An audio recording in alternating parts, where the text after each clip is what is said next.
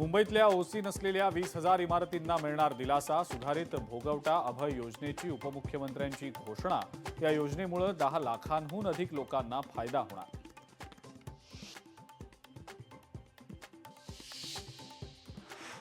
पुणे कोर्टाकडनं गुंड निलेश घायवळ फरार घोषित. घायवळची संपूर्ण मालमत्ता जप्त होण्याची शक्यता.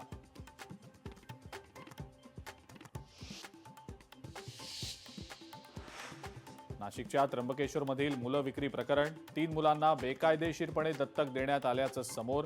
महिला आणि बालकल्याण समितीचा अहवाल प्रशासनाला सादर.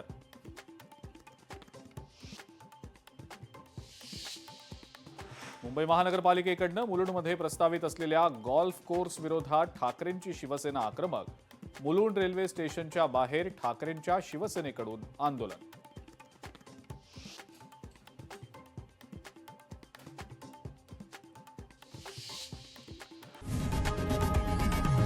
लोकशाही मराठी ऐका, पहा, जागरूक रहा.